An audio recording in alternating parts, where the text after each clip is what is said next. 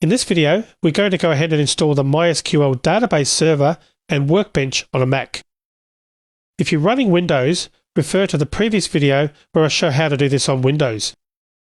And if you're running Linux, move on to the next video where I go through this for a Linux computer. And that's because the steps are different depending on your platform. But if you're using a Mac, you're in the right place, so let's continue. The first thing we want to do is go to the website dev.mysql.com. You may get a pop-up about accepting cookies, so do whatever you normally do when you get that pop-up. The download will work fine if you decide to decline all cookies. Okay, once we get here, I'm going to click the download link. Then I'll click the MySQL Community GPL Downloads link. Then we're going to click on this MySQL Community Server up here.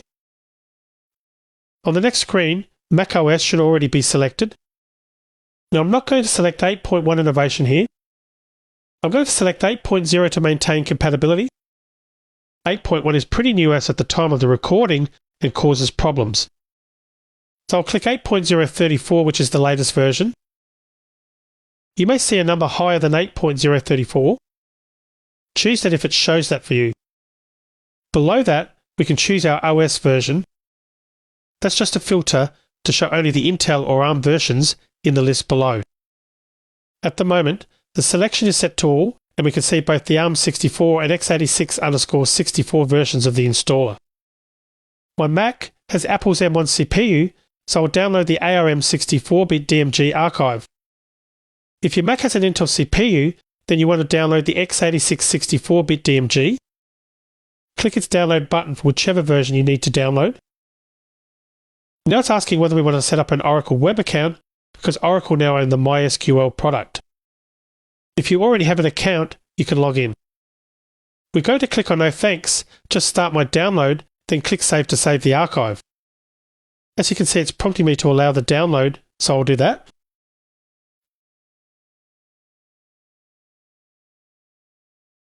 Okay, the download has completed. Now we need to open the downloaded file.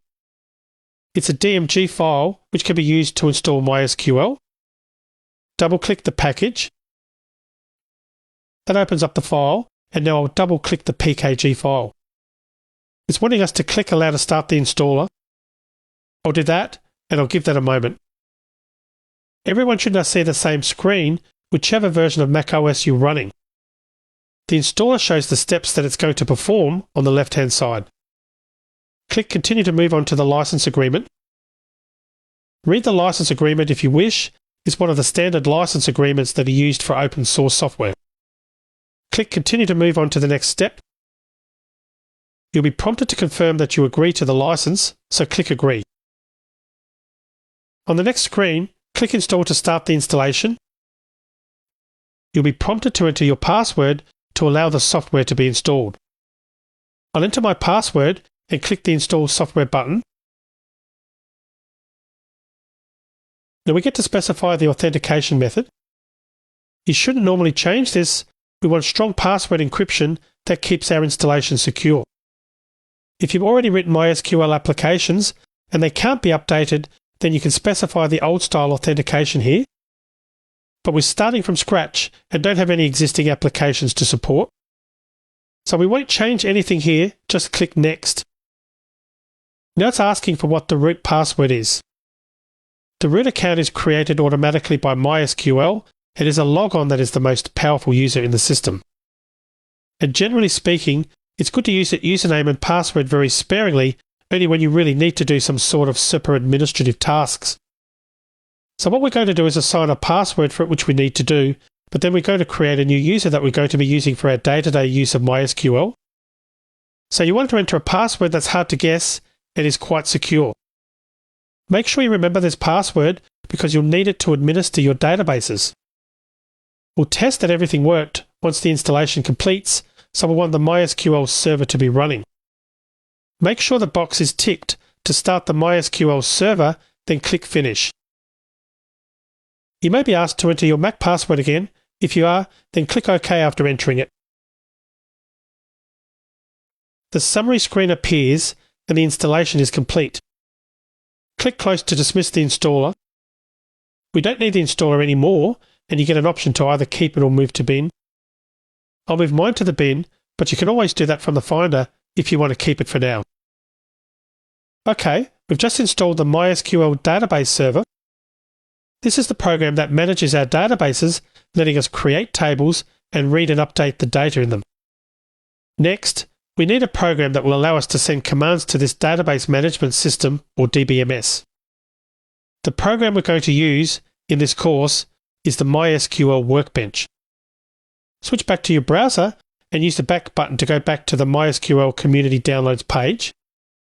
Click back again to go back to the main selection of MySQL Downloads.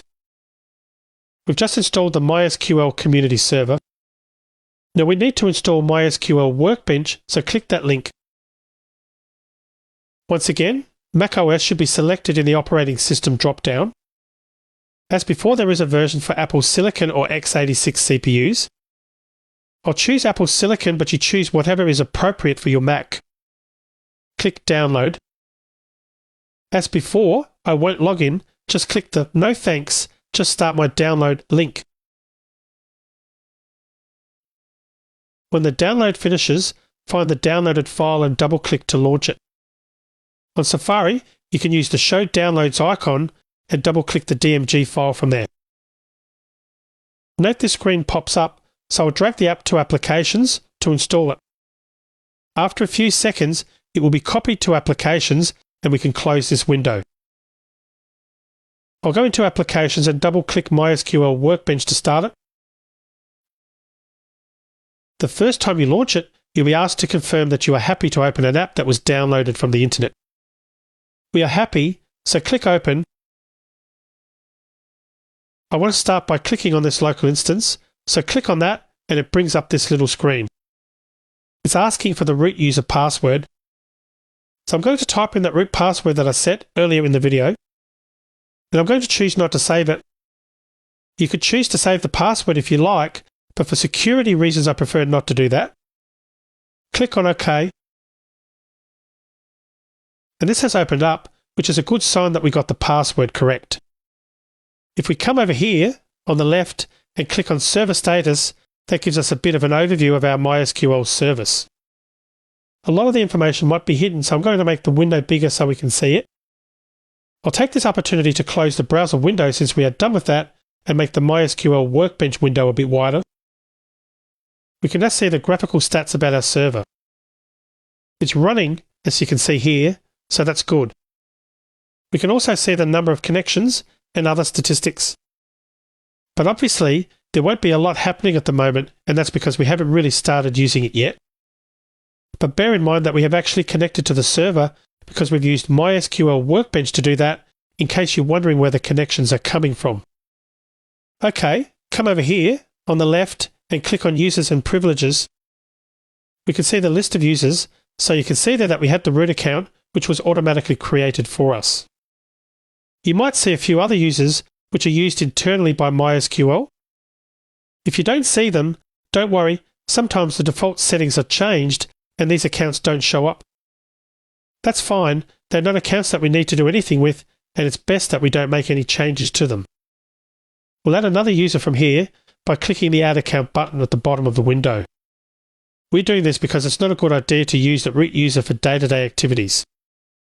The root user has complete control of the system, and we don't need that much power for normal use. So we're creating a new user for our normal database tasks. For the login name, I'll delete the new user entry and instead enter dev user.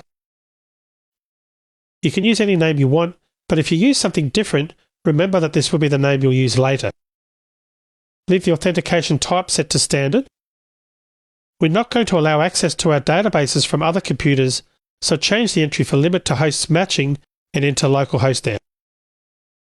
That means this user will only be allowed to connect to MySQL from this computer. What that means is that the username and password can only be used on this machine that is running on localhost. So if for some reason there was a way for a hacker to get access to this database remotely, they wouldn't be able to use this username and password to access anything remotely. They have to actually be on your computer. Next, we need a password. Enter a strong password, then enter it again to confirm password. Make sure you remember this password. It's the one you'll use whenever you want to connect to MySQL throughout the course. After confirming the password, click Apply. The account that we'll be using most of the time is this dev user account. We want to be able to create new databases and perform all the other database-related tasks that we're going to learn about. That means we have to give this account the necessary access. Select Dev User on the left, then click the Administrative Roles tab. You have full control over the level of access that you can grant to users, but it's often easier to use these roles that have already been created. For example, there's a user admin role that can create users but can't alter databases, and there's a DB manager role that can manage databases but doesn't have the access needed to create or modify users. We will want to perform all tasks, so click the top option, DBA, to make Dev User a database administrator. We'll be able to perform all tasks when we log in as Dev User. Click Apply to apply the change, otherwise the access rights won't be granted. OK, we've now created a new user. The next step is to use this user to create a new connection. Click on View on the menu, and from the View menu select Home. We go back to where we were. Now we're going to come over here and click on this little wrench to the right of the plus sign, which is for managing connections. That should open up this Manage Server Connection screen here, as you can see. I'm going to click on this local instance, and we're going to click the Test Connection button at the bottom right. If it wants a password, that root password, again, then type it in. And you can see that we've successfully made the MySQL connection. So that tells us that MySQL is working correctly and we're able to connect to the database. So that's OK. I'm going to click on OK. All right. Now let's click on the new button over on the left. This time we're going to add a new connection. We're going to add a new connection, which will be the one that we're going to be using in this course. For the connection name, I'm just going to call it Development, but you can call it literally whatever you like. And we're going to change the username. Instead of root, we're going to change that to the username we created, which was dev user. Then I'm going to click on Test Connection to make sure we can connect as our development user.